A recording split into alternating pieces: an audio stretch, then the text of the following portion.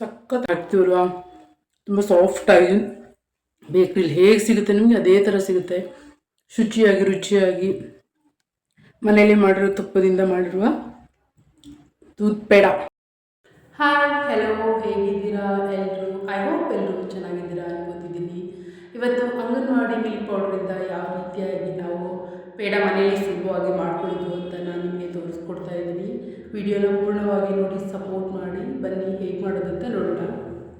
ಇಲ್ಲಿ 3/4 ಕಪ್ ಆಗುವಷ್ಟು ಹಾಲು ತೊಗೊಂಡಿದ್ದೀನಿ ನಾನು. ಹಾಗೆ ಒಂದು 4-5 ಸ್ಪೂನು ತುಪ್ಪ ತೊಗೊಂಡಿದ್ದೀನಿ, ಮತ್ತು ಸಕ್ಕರೆ ತೊಗೊಂಡಿದ್ದೀನಿ, ಹಾಗೆ ಹಾಲು ಪೌಡ್ರು. ಬನ್ನಿ ಹೇಗೆ ಮಾಡೋದು ಅಂತ ನೋಡೋಣ.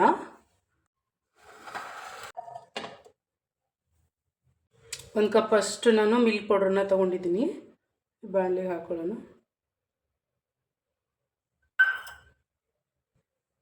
ಶುಗರ್ ತೊಗೋತಾ ಇದ್ದೀನಿ. ಶುಗರ್ ನೋಡ್ಕೊಂಡು ಹಾಕ್ಕೊಳ್ಳಿ ನೀವು.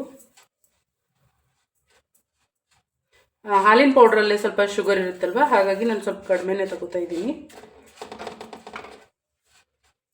ನಂತರ ಹಾಲು ಸ್ವಲ್ಪ ಸ್ವಲ್ಪ ಹಾಕೋತಾ ಕಲಿಸ್ಕೋಬೇಕು. ಲಿಕ್ವಿಡ್ ಕನ್ಸಿಸ್ಟೆನ್ಸಿಯಲ್ಲಿ ಬರಬೇಕಿದ್ದು, ಕಲಿಸ್ಕೊಂಡು ನೋಡ್ಕೊಂಡು ಹಾಕ್ಕೊಳ್ಳಿ. ಸರಿ ಹೋಗುತ್ತೆ ಇದು. 1 ಕಪ್ಪಿಗೆ 1/4 ಕಪ್ ಆಗುವಷ್ಟು ಹಾಲು ಸರಿ ಹೋಗುತ್ತೆ.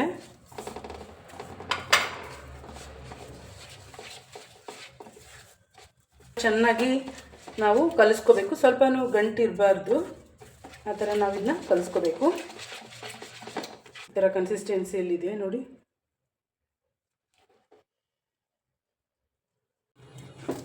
ಒಲೆ ಮೇಲೆ ತುಂಬ ಕಡಿಮೆ ಉರಿಯಲ್ಲಿ ನಾವು ಇದನ್ನು ಈ ಥರ ಗಟ್ಟಿಯಾಗೋಗೆ ಕುದಿಸ್ಕೋಬೇಕು. ನಾನಿಲ್ಲಿ ತುಪ್ಪ ಎಲ್ಲ ಕರಗಿಸ್ಕೊಂಡಿದ್ದೀನಿ, ಹಾಕ್ತಾಯಿದ್ದೀನಿ. ನೀವು ಮುಂಚೆ ಏನಾದ್ರೂ ಹಾಕ್ಕೋಬೋದು. 1-2 ಸ್ಪೂನ್ ಆಗುವಷ್ಟು ನಾನು ತುಪ್ಪ ಹಾಕ್ಕೊಂಡು ಈ ಥರ ಮಾಡ್ಕೋತಾ ಇದ್ದೀನಿ. ಸ್ವಲ್ಪ ಉರಿನ ಸ್ವಲ್ಪ ಮೀಡಿಯಮ್ ಫ್ಲೇಮಲ್ಲಿ ಇಟ್ಬಿಟ್ಟು ನೀವು ಇದನ್ನು ಸ್ವಲ್ಪ ಗಟ್ಟಿ ಬರೋವರೆಗೂ ಈ ಥರ ಕೈ ಆಡಿಸ್ತಾನೆ ಇರಬೇಕು. ಸಕ್ಕರೆ ಎಲ್ಲ ಕರಗಿದೆ ನೋಡಿ. ಇದು ಗಟ್ಟಿ ಆಗಬೇಕು. ಎಲ್ಲ ಕರಗಿದೆ ನೋಡಿ, ತೆಳು ಆಯಿತು. ಸಕ್ಕರೆ ಎಲ್ಲ ಕರಗಿದ ಮೇಲೆ ಈ ಥರ ತೆಳ್ಳಗಾಗುತ್ತೆ. ಸ್ವಲ್ಪ ಮೀಡಿಯಮ್ ಉರಿಯಲ್ಲಿ ನಾವು ಇದನ್ನು ಈ ಥರ ಈಗ ಮಾಡ್ಕೋತಾನೆ ನಾವು ಕೈ ಆಡಿಸ್ತಿರ್ಬೇಕು. ಇದು ಗಟ್ಟಿ ಬರುತ್ತೆ. ನಿಮಗೆ ತಳ ಏನಾದರೂ ಹಿಡ್ಕೊಳ್ಳುತ್ತೆ ಅಂದರೆ ಸ್ವಲ್ಪ ತುಪ್ಪ ಹಾಕ್ಬೋದು. ನಾನ್ ಸ್ಟಿಕ್ಕಲ್ಲಿ ಮಾಡ್ತಿದ್ದೀನಲ್ವ, ಹಾಗಾಗಿ ಅಷ್ಟೊಂದೇನು ತಳ ಎಲ್ಲ ಹಿಡಿಯಲ್ಲ. ಇದು 1-2 ಸ್ಪೂನ್ ಮತ್ತೆ ಹಾಕೋತೀನಿ ನಾನು ತುಪ್ಪನ. ನೋಡಿ ಗಟ್ಟಿಯಾಗಿ ಬರ್ತಾಯಿದೆ ನೋಡಿ. ಈ ಹದದಲ್ಲಿ ಬಂದವಾಗ ನಾವು ಸಿಮ್ಮಲ್ಲಿ ಇಟ್ಕೊಂಡ್ಬಿಟ್ಟು ಮಾಡ್ಕೋಬೇಕು, ಇಲ್ಲಾಂದರೆ ತಳ ಎಲ್ಲ ಹಿಡ್ಕೊಂಡ್ಬಿಡುತ್ತೆ. ಗಟ್ಟಿಯಾಗಿ ಬರ್ತಾಯಿದೆ ನೋಡಿ. ಸ್ವಲ್ಪ ಸ್ವಲ್ಪ ತುಪ್ಪ ಹಾಕೋತನ ನಾವು ಈ ಪ್ರೊಸೀಜರ್ನ ಮಾಡ್ಕೋಬೇಕು.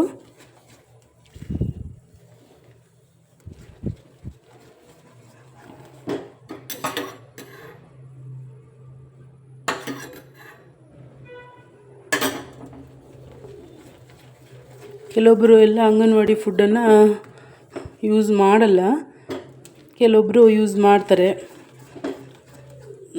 ಏನು ಮಾಡಬೇಕು ಅಂತ ಗೊತ್ತಿರಲ್ಲ ಕೆಲವೊಬ್ಬರಿಗೆ. ಅಂಗನವಾಡಿ ಫುಡ್ಡಿಂದ ಟೀ ಈ ಥರ ಮಾಡ್ಕೊಂಡು ಕುಡಿತಾರೆ. ಮಕ್ಕಳಿಗೆಲ್ಲ ಟೀ ಕೊಡೋಕ್ಕಾಗಲ್ಲ. ಟೀ ಕೊಡೋದ್ರ ಬದಲು ನೀವು ಈ ಥರ ಸ್ವೀಟ್ ಮಾಡಿ ಕೊಡ್ಬೋದು ಮಕ್ಕಳಿಗೆ.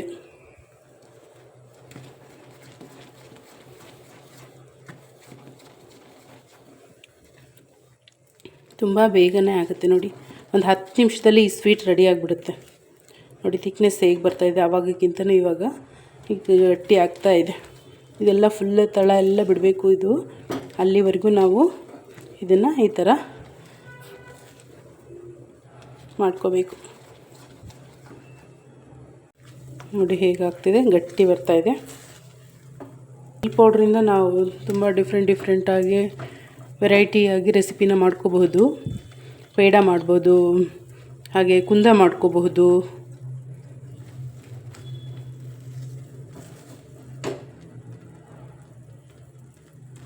ಇದು ಇನ್ನೊಂದು 2 ನಿಮಿಷ, 2 ಅಥವಾ 3 ನಿಮಿಷದಲ್ಲಿ ಇದು ರೆಡಿ ಆಗುತ್ತೆ. ಲಾಸ್ಟಲ್ಲಿ ಮತ್ತೆ ಸ್ವಲ್ಪ ತುಪ್ಪ ಹಾಕೋಣ. 6 ರಿಂದ 7 ಸ್ಪೂನು ತುಪ್ಪ ಹೋಗುತ್ತೆ ಇದಕ್ಕೆ, 1 ಕಪ್ಪಿಗೆ.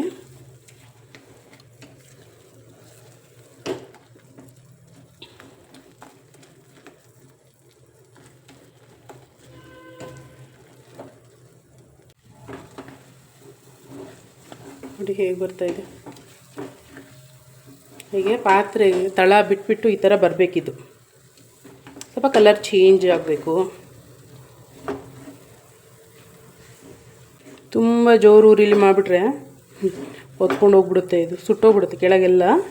ಕಡಿಮೆ ಉರಿಲೇ ನೀವು ಮಾಡಬೇಕು ಇದನ್ನ.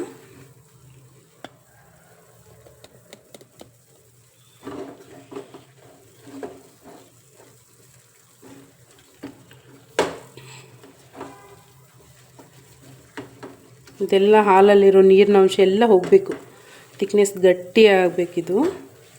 ಅಲ್ಲಿವರೆಗೂ ನಾವು ಇದನ್ನು ಹೀಗೆ ಫ್ರೈ ಮಾಡ್ಕೋಬೇಕು. ನೋಡಿ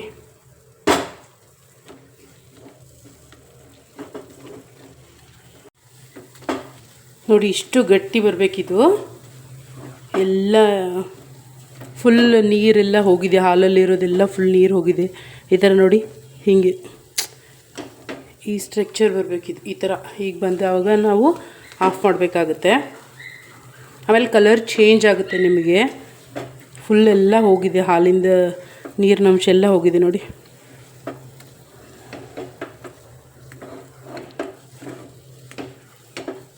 ತಣ್ಣಗಾಗ್ಲಿಕ್ಕೆ ಬಿಟ್ಟರೆ ಚೆನ್ನಾಗಿ ಆಗುತ್ತೆ ಇದು.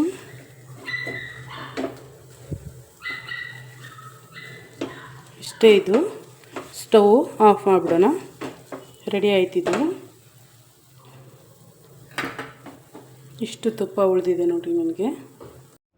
ತುಂಬ ಬಿಸಿ ಇರುತ್ತಲ್ವ, ಈ ಥರ ಮಾಡಿಬಿಟ್ಟು ನಾವು ಸ್ವಲ್ಪ ತಣ್ಣಗೆ ಮಾಡಬೇಕು. ಇದನ್ನ ತಣ್ಣಗಾದಮೇಲೆ ಸ್ವಲ್ಪ ಸ್ವಲ್ಪ ತಗೊಂಡು ನಾವು ಶೇಪ್ ಕೊಟ್ಕೋಬೋದು. ಇದಕ್ಕೆ ತುಂಬ ಬಿಸಿ ಇರುವಾಗ್ಲೂ ಕಟ್ಬೋದು, ತೊಂದರೆ ಇಲ್ಲ.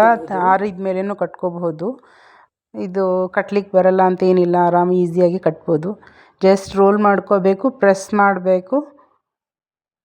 ಆಯಿತು. ನಾನು ಇಲ್ಲಿ ಚೆನ್ನಾಗಿ ಕಾಣುತ್ತೆ ಅಂತ ಬಾದಾಮಿ ಇಡ್ತಾ ಇದ್ದೀನಿ. ಬೇಡ ಅಂತಂದರೆ ನೀವು ಸ್ಕಿಪ್ಪು ಮಾಡಬಹುದು.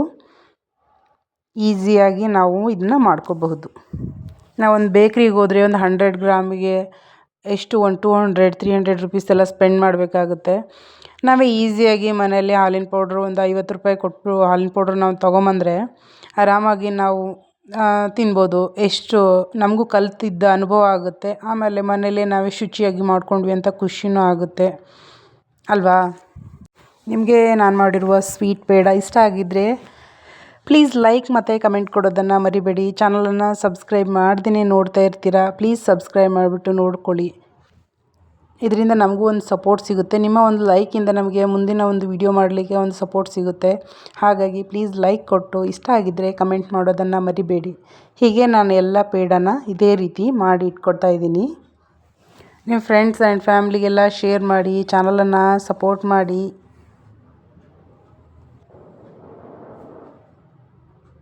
ತುಂಬ ಕಡಿಮೆ ಇಂಗ್ರೀಡಿಯೆಂಟ್ಸಲ್ಲಿ ನಾವು ಮನೆಯಲ್ಲೇ ಪೇಡನ ಸುಲಭವಾಗಿ ಮಾಡ್ಕೋಬೋದು. ನೋಡಿ ಇಷ್ಟೊಂದು ಪೇಡ ರೆಡಿಯಾಗಿದೆ. ತುಂಬ ಸುಲಭವಾಗಿ ಮಾಡ್ಕೋಬೋದು. 1 ವಾರ 15 ಡೇಸ್ವರೆಗೂ ನೀವು ಇಟ್ಕೊಂಡು ಫ್ರಿಜ್ಜಲ್ಲಿ ಇಟ್ಕೊಂಡು ತಿನ್ಬೋದು. ಬೇಡ ಅಂದರೆ 1 ವಾರವರೆಗೂ ಇರುತ್ತೆ ಚೆನ್ನಾಗಿ. ತುಂಬ ಸಾಫ್ಟಾಗಿರುವ ಪೇಡ ರೆಡಿ ಆಯಿತು. ನನ್ನ ಮಕ್ಕಳಿಗೆ ಕೊಡ್ತೀನಿ, ಬನ್ನಿ ಏನು ಹೇಳ್ತಾರೆ ನೋಡೋಣ.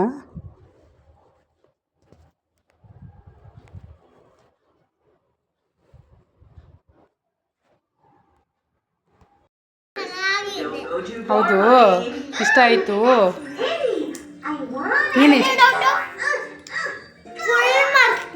ಹೌದು, ಸೂಪರ್. ನಂಗೆ ಕೊಡಲ್ವಾ ಮತ್ತೆ ತಿನ್ನೋಕ್ಕೆ? ಹೌದು.